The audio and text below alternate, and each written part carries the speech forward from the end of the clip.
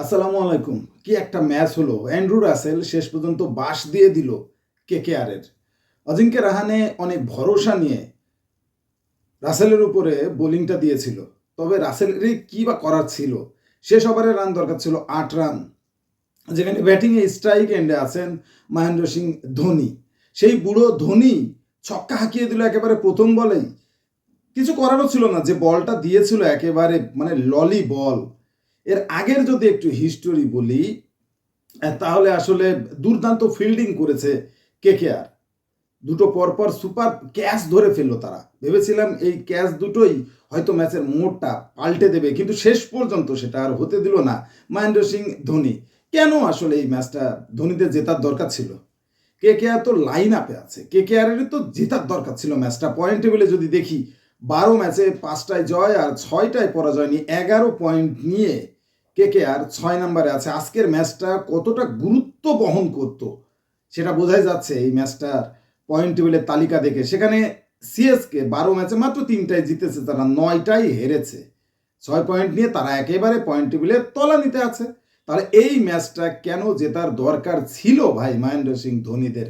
তাও ইডেনের মাঠে খেলা অনেক ইম্পর্টেন্ট ম্যাচ ছিল কেকেআরের জন্য। দুর্ভাগ্য, আসলে দুর্ভাগ্য এই ম্যাচটা জিততে পারলো না। রিঙ্কু সিং যেভাবে ঝাঁপিয়ে পড়ে দুটো ক্যাচ নিয়েছে, ও সুপার, অসাধারণ, দুর্দান্ত, কিন্তু সব কিছুই বৃথা হয়ে গেল শেষ পর্যন্ত। আসলে কেকেআরের বোলিং ব্যর্থতাই আসলে আমি বলবো। তা না হলে এই ম্যাচ চেন্নাই জেতে কিভাবে? শুরুটা কিভাবে হয়েছিল? কেকেআর প্রথমে ব্যাটিংয়ে নামে 179 রান তুলে ফেলে তারা 6 উইকেট হারিয়ে।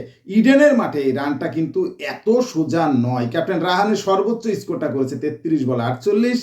অ্যান্ড্রু রাসেল কিন্তু ফাটাফাটি খেলেছে আজ 21 বলে 38। দুর্দান্ত ছন্দে ছিলেন রাসেল।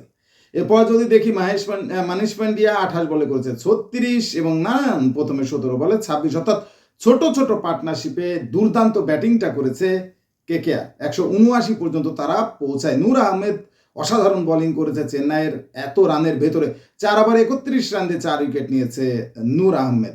আশ্বিন 3 ওভারে 19 রান দিয়েছে, রান কম দিয়েছে কিন্তু কোনো উইকেট পায়নি। 180 রানের টার্গেটে ব্যাট করতে নামে সিএসকে কি অবস্থা! দুইটা ওপেনিং ব্যাটসম্যানই একেবারে শূন্য।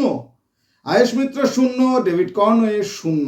কি একটা অবস্থা! যদি কম্প্যারিজনটা দেখি, সেটা পাওয়ার প্লের কেকেআর যেখানে 67 রান তোলে 1 উইকেট হারিয়ে, সেখানে সিএসকে 62 রান তুলতে 5 উইকেট হারিয়ে যায়।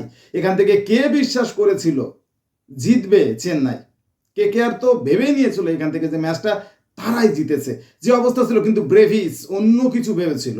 মাত্র 25 বলে 52 রান তুলে ফেলে ব্রেভিস। 7 রানে যখন 5 উইকেট পড়ে জাদেজা প্যাভিলিয়নের দিকে যায়, তখন ব্রেভিসের ভেলকিটা শুরু হয়। 25 বলে 52 রান তুলে ঝড়ের বেগে এই ব্রেভিস যখন সে আউট হয়, দলকে 127 রান পর্যন্ত তুলে দিয়ে যায় সে, তখন 6 উইকেট পড়ে যায় চেন্নাইয়ের। তখনও একটা সুযোগ ছিল, কিন্তু ধোনি এবং দুবে দুবে কিন্তু দুর্দান্ত ব্যাটিং করেছে, দেখে শুনে ব্যাটিংটা করেছে। 40 বলে 45 রান করেছে দুবে। দুবে যতক্ষণ ছিল মনে হচ্ছিল কোনো সমস্যাই নেই, কিন্তু শেষের দিকে গিয়ে আসলে দুবেও আউট হয়ে যায়। তখন ধোনির কাঁধেই সব চাপ। ধোনি কিন্তু দেখে শুনে খেলেছে। তার স্কোরটা যদি দেখা যায়, 18 বলে 17 রান করেছে ধোনি। একটা বড় শট খেলেছে, সেই শটটা ওই রাসেলের বলে, এবং সেই শটটাই হয়েছে ছক্কা, এবং চেন্নাইয়ের জয়টা নিশ্চিত হয়েছে সেই ছক্কায়। কারণ শেষ ওভারে 8 রান দরকার ছিল। এখন প্রথম বলে ছক্কা মারার পর দ্বিতীয় বলটা যখন ডট যায়, তৃতীয় বলটা ধোনি কি করবে বুঝে উঠতে পারছিল না, কারণ 10 আন্ডার ব্যাটিং করছে কানবয়। তখন আসলে তার উপরে দেওয়ার দায়িত্বটা দিল, কারণ পরের বলটাও তো সিঙ্গেল হলো। তখন কিন্তু ধোনির বুকের ভেতর আকুপাকু কি হয় কি হয়, কিন্তু সে কিন্তু জুৎসই একটা 4 মেরে দিল একেবারে মাথার উপর দিয়ে। দুর্দান্ত একটা শট। বরুণ চক্রবর্তীর জন্য খারাপই লাগছে। 4 ওভারে 18 রান দিয়ে 2টো উইকেট সে নিয়েছে, কিন্তু দল জিতলো না। রাসেল পারলো না দলকে হাসাতে। শেষ পর্যন্ত কেকেআর হেরে গেল, এবং কেকেআরের যে পরিস্থিতি পয়েন্ট টেবিলে বললাম 6 নম্বর পজিশনে তারা চলে গেছে। অনেক কিছুর উপর নির্ভর করছে আসলে তাদের 4 নম্বর পজিশনটা হোল্ড করতে। এখন শেষ পর্যন্ত দেখা যায় কি হয়, তবে ম্যাচটা কিন্তু দুর্দান্ত হয়েছে।